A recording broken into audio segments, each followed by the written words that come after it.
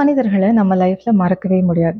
அது நம்மளுடைய good எக்ஸ்பீரியன்ஸஸில் இருந்தவங்களாகட்டும், bad எக்ஸ்பீரியன்ஸஸில் கூட இருந்தவங்களாகட்டும். ஒரு சிலர் காரணிகளாக இருப்பாங்க, ஒரு சிலர் எந்த பங்கும் வகிக்காமல், எந்த அட்வைஸும் கொடுக்காம, ஜஸ்ட் அவங்களோட ப்ரெசன்ஸை நம்ம கூட தக்க வச்சவங்களாக இருப்பாங்க. அந்த மாதிரியான தருணங்களில் நம்மளோட அமிக்டாலா அந்த மொமெண்ட்டை கம்ப்ளீட்டாக ரெக்கார்ட் பண்ணும். நம்ம யார் கூட இருக்கோம், நம்ம கூட யாரெல்லாம் இருந்தாங்க, என்ன பேசினாங்க, எப்படி ரியாக்ட் பண்ணாங்க, இந்த மாதிரி எல்லாத்தையுமே ரெக்கார்ட் பண்ணும். இதுதான் எமோஷனல் என்கோடிங். சில மனிதர்கள் நம்மளோட அன்பிளசன்ட் சுச்சுவேஷனில் நம்ம கூட இருப்பாங்க. பெருசாக அட்வைஸ் கொடுத்துருக்க மாட்டாங்க, தீர்வுகள் கொடுத்துருக்க மாட்டாங்க, பண உதவியோ இல்லை வேறு ஏதாவது வகையிலான உதவிகளோ பண்ணியிருக்க மாட்டாங்க. ஆனால் அவங்க ப்ரெசன்ஸை மட்டும் என்ன மாதிரியான எமோஷன்ஸ் கோத்ரூ பண்ணுறோமோ அப்போல்லாம் நம்ம கூடவே இருக்கிற மாதிரி பார்த்துருப்பாங்க. அந்த மாதிரியான சில மனிதர்களை நம்மளால் மறக்கவே முடியாது. அவங்க உதவி பண்ணாங்க, பண்ணலை, அந்த பிரதிபலெல்லாம் பார்க்காம எங்கே இருந்தாலும் அவங்க கூட ஒரு நாஸ்டாலஜிக்கான ஒரு கனெக்ட் இருந்துகிட்டே இருக்கும். ஏன்னா நம்ம உடஞ்சி போயிருக்கிற நேரங்களில் நமக்கு ஒரு ஆறுதல் தான் தேவை, அட்வைஸ் தான் தேவைன்னெலாம் கிடையாது. நமக்கு அந்த நேரத்தில் தேவை ஒரு கோர் ரெகுலேஷன். நம்மளோட எமோஷன்ஸை நம்ம எக்ஸிபிட் பண்ணிட்டு இருக்கும்போது நம்ம பக்கத்தில் இருக்கிற நபர் ஆர்ப்பாட்டம் இல்லாமல், அத்துமீறுதல்கள் இல்லாமல் அமைதி காக்குறாங்க, நம்ம கூட மட்டும் இருக்கிறாங்கங்கும் போது அவங்க காம்னஸை நம்ம நர்வஸ் சிஸ்டம் ஃபாலோ பண்ணும். நம்ம ஹார்ட் ரேட் குறையும், நம்ம ஹார்மோன் லெவல்ஸ் ஒரு பேலன்ஸ்டு ஸ்டேட்டுக்கு வரும், நம்மளுடைய பிரெயின் த்ரெட் மோட்லேருந்து வெளியில் வந்துடும். இதெல்லாம் வந்துட்டு கம்ஃபர்ட் கிடையாது, இதெல்லாம் நியூராலஜிக்கல் சிங்க்ரனி. இதெல்லாம் பார்த்துட்டு நம்ம பிரெயின் அந்த நபரை சேஃப்னு மார்க் பண்ணி வச்சுக்கும்.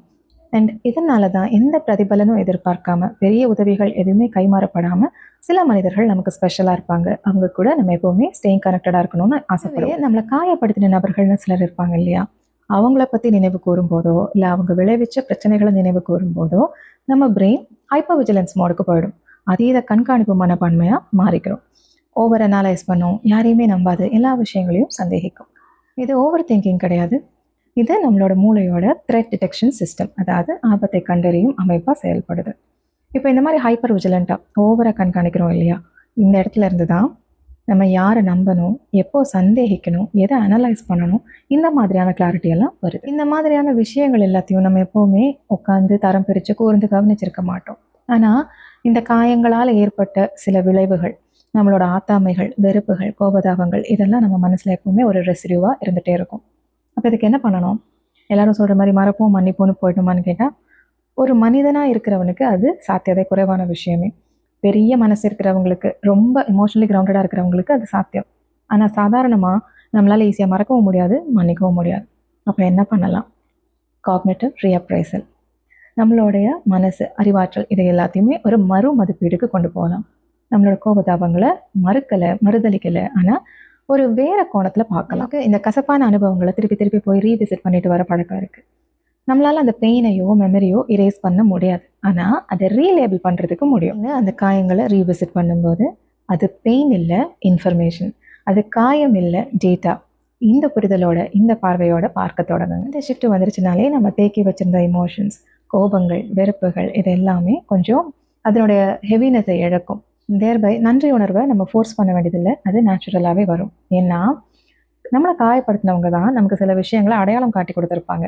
நம்ம எனர்ஜியை எங்கே இன்வெஸ்ட் பண்ணணும், யார் மேலே நம்பிக்கை வைக்கணும், எது முக்கியம், எது மேலே ஃபோக்கஸை கொடுக்கணும், இந்த மாதிரியான விஷயங்கள் எல்லாம் நம்ம அன்ஃபோல்ட் பண்ணது அந்த காயப்படுத்திய நபர்களால் தான். அப்போ அவங்களுக்கு நியாயமாக நம்ம நன்றி தான் சொல்லணும். அது மட்டும்தான் ஆக்சுவலாக நம்ம கண்ட்ரோலில் இருக்கிற விஷயம். எனக்கு ஏன் இப்படி நடந்தது அப்படிங்கிற கேள்வியை தாண்டி, நடந்த விஷயத்தில் நான் என்ன கற்றுக்கிட்டேன் அப்படிங்கிற பார்வையை கொடுக்கறதே இந்த மைண்ட் செட் தான். இந்த பதிவில் நம்ம 2 வகையான மனிதர்களை பார்த்தோம். ஒருத்தர் நமக்கு சேஃப்டி கொடுத்தாங்க, இன்னொருத்தர் நமக்கு சிக்னல் கொடுத்தாங்க. ஆனால் இந்த 2 பேருமே நம்ம நர்வஸ் சிஸ்டமை ரெகுலேட் தான் பண்ணியிருக்காங்க. நீங்கள் ஒருத்தரை மறக்கிறீங்க, மன்னிக்கிறீங்கிறதெல்லாம் உங்கள் இஷ்டம். உங்களோட ஓன் பேஸில் ஹெல்தியான வழிகளில் நீங்கள் அதை செயல்படுத்திக்கோங்க. ஆனால் இன்னமும் அவங்க டைரெக்ஷனில் தான் நீங்கள் நடிச்சிட்டு இருக்கீங்களாங்கிறத மட்டும் உறுதிப்படுத்திக்கோங்க. Take care.